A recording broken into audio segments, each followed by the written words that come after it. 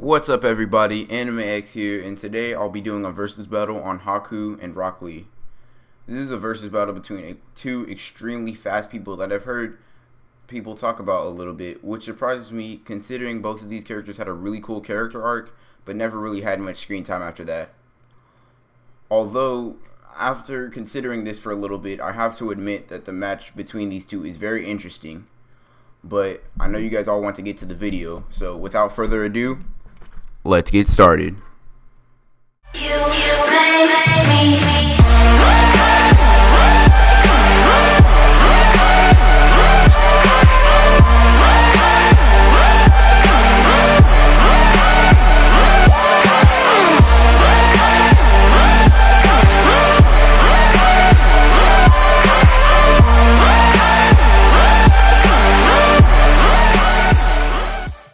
Alrighty, so the first person that I'm going to go over is Haku, since there's less information to analyze on him. Alright, so one of the lower end of Haku's feats is being matched and even surpassed by Sasuke in speed. And while Sasuke was using chakra on his feet to enhance his movement speed, he was still able to perceive and fight Haku without the Sharingan, which puts Haku's base speed much lower than Lee's base speed. For some reason, Zabuza was really surprised that Sasuke was able to keep up with him. Apparently, Zabuza sees Haku, even in base, as a very competent and fast fighter. This next feat doesn't have too much impact on the outcome of the fight, but I just thought it would be interesting to add in. When Sasuke and Haku are clashing with their kunai, Haku uses his free hand to weave hand seals to perform a jutsu. And while this is a new thing to the story, a one-handed jutsu, it doesn't seem that important in a fight. But for some reason, Kakashi freaks out at this quote-unquote amazing skill. Even though later in the Naruto series, it devolves into Sharingan jutsu and mountain-busting explosions that don't require hand seals. Even though this feat isn't that important, I just thought it would be interesting to bring up. A statement from Zabuza implies that Haku would be more dangerous than him because Zabuza said that Haku is more dangerous than him. This statement is very interesting, I would say, because Zabuza is at least relative to Kakashi, considering without the help of Naruto and Sasuke, Kakashi would have lost in the first fight against Zabuza. And if we were to take this dangerous meaning directly relating to powerful, that would easily let Haku beat Lee. But there's a problem with that, considering that dangerous could have many connotations in the Naruto series. And I don't think it's reasonable to put Haku at relative to Kakashi's power. Haku, though, even being compared to Zabuza in power, is a great feat in and of itself. Arguably, the best feat of Haku's is when he states that the demonic ice crystals let him travel between mirrors at light speed. This is based on the statement from Haku that he would be relativistic to the speed of light. This is stated also in the Naruto guidebook that he is light speed. And it is said by Haku himself when he's reflecting between the mirrors. If this statement is to be taken at face value, this would imply that Haku reflects between the mirrors in a similar way that light reflects between mirrors, which is an incredible feat for this point in Naruto. Now, let me give you a rough estimate of when Naruto characters surpass the speed of light. Would at least be in part 2 or Naruto Shippuden, which puts Haku way ahead of the curve when he's using the demonic ice crystals, of course. His base speed is not quite at this level yet. One argument I feel like people might bring up is that Sasuke with the Sharingan was able to perceive Haku and that the Kyuubi enhanced Naruto overpowered Haku.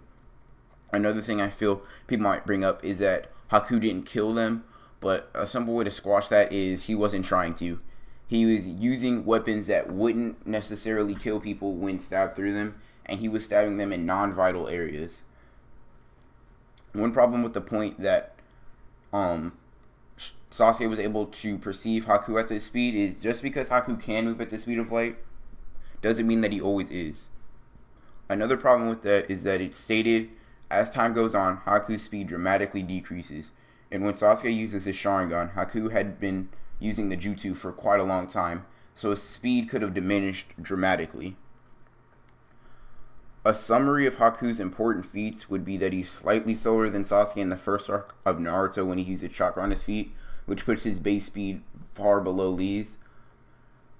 It's really a low-end feat compared to Lee, even though it would be fairly impressive for most other ninja.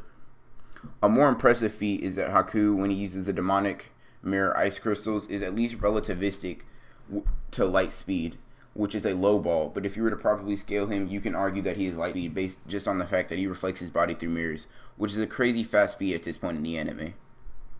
There is also the statement from Zabuza that Haku is more dangerous than him, but I would like to use this more as a supporting argument than as a main claim, just because the word dangerous can have many connotations in this Naruto series, and in this case, it doesn't necessarily translate to power, but I think I've talked enough about Haku.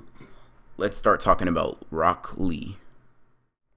Alright, so let's get into some of Lee's feats now. So, the first feat we see of Lee is when he challenges Sasuke to a fight and speed blitzes him from the start of the fight. Rock Lee beats Sasuke around so bad that Sasuke thinks Lee is using a genjutsu or a trick of some sort. So Sasuke activates a Sharingan, just to see what's up, see what's happening here. See why he's getting completely demolished by Lee in this fight, even though there's no reason he should be. And even with the Sharingan activated, he wasn't able to react to Lee, and this is very important because earlier and arguably weaker Sasuke was able to swap hands and keep up with Haku without the Sharingan, but Lee, while wearing weights, completely speed blitzes Sasuke. Another important feat of Lee's would be Lee forcing Kakashi to pull out the Sharingan when he was using gates, which is in its third Tomo state, and which, as we've seen, is the state of the Sharingan that allows the most minimal of muscle movements to predict movements, which is a crazy feat in and of itself. And then on top of that, Kakashi states that he himself cannot activate the gates past the first one, which, coming from this natural-born elite ninja, is another extremely impressive feat from Lee. This is Kakashi, the same person who became an Anbu at like age 13, cannot open past the first gate, and then Lee over here comes and opens 5 of them. That's just a crazy feat when you compare that to what Kakashi can do. Some feats that scale to Lee would be when Lee goes up to the sound ninja in the Forest of Death, whose attacks are sound-based and therefore move relative to the speed of sound. And Lee takes on one of those ninja and would have completely demolished him if his buddy hadn't stepped in and stopped Lee from smashing his head into the ground with a primary lotus. This is Lee without taking off his weights. So, I've been talking about Lee without weights for a while, so I think I'll move on to some of his feats when he removes his weights and opens some of his gates. So, the first feat I'm going to talk about is when Lee takes off his weights and completely blitzes Gaara in his sand shield, which is an automatic defense. The same sand shield that got Gaara through the Chunin Exams in record time, and not a scratch on him because of the shield's durability and speed at which it moves to protect him. This shield is known as the ultimate defense, and was hyped up the whole time Gaara displayed this jutsu, and then Lee just blitzes the same shield and lands a hit on Gaara, which is a very important part in the series, and arguably the best fight in Naruto. But he completely gets past this defense that everyone was hyping up for all the time that Gaara was there, and just hits Gaara like it's nothing. Another important feat is when Lee unleashes the gates that transform his outward appearance, being the 3rd through 5th gate. Neji just freaks out at the fact that Lee is outputting this much power. And to put this into perspective as to why this matters, Kakashi watched Neji fight and just blatantly said, wow, this guy shouldn't be here. He doesn't belong in this exam. Like, that's crazy. Kakashi's just hyping everybody up now. And then Lee just makes Neji pale with fear of Lee's strength and speed. So, when I actually compare these two, I'm going to break this up into 2 types of versus battle. Bloodlusted, which is when both characters are not really like themselves and are just going at each other for the kill, which in some versus battle makes a huge difference. And then I'll just do a regular in-character fight, which means I'll take into account their character in a fight.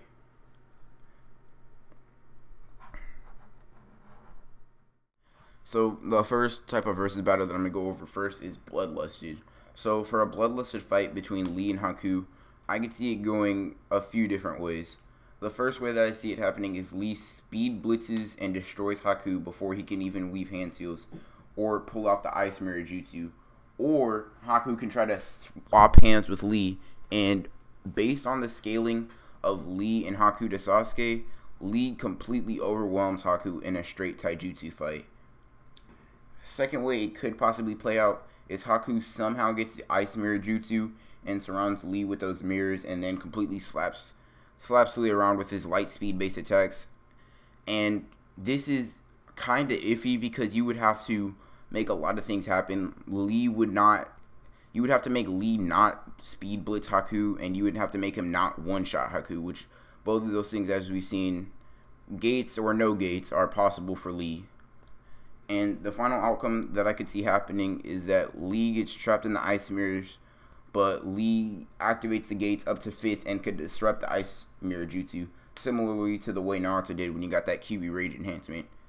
And just in case you guys didn't know, unlocking 5 gates is a bigger power boost than Naruto getting a slight QB enhancement, and Lee is already stronger than Naruto in base at that time. And after that, Lee completely stops Haku. So for the majority of these situations, Lee takes the fight against Haku in a bloodlusted fight. So obviously the next thing I'm going to do is an in-character fight for them. Alright, so in character, Haku versus Lee actually seems like that it might go even more in Lee's favor than Bloodlust did. The reason this is because based on what we've seen before, Haku doesn't usually start off the fight with the ice mirrors and actually only uses them under like Zabuza's command or when he thinks he has no other resort to go to. Which would be extremely bad for Haku because Lee and Haku base to base, Lee completely slaps. Like, Haku's actually fodder to Lee in their base form. And don't even get me started on Lee when he takes off the weights or even uses the gates. As we've seen, he uses gates on Sasuke even though he doesn't have to. He uses a technique much more powerful than needed to defeat an enemy. And if Lee uses one of the lotuses on Haku, we can just consider this fight over. Like, for example, he completely speed blitzes Sasuke and then still tries to do the primary lotus on Sasuke. So Lee does overkill sometimes, as we've seen in some fights. So the fight would be over then. So just to summarize this video, there are some situations when they are bloodlusted where Haku wins, but even in bloodlusted, most situations Lee takes this fight. If you have any specific videos you want to have, just comment down below, and if it's possible, I'll make a video out of it. Also, if you disagreed with the outcome of this video, comment that too, and then we can maybe debate about it later. So, if you like this video, make sure to like and subscribe. This is Anime X, signing off.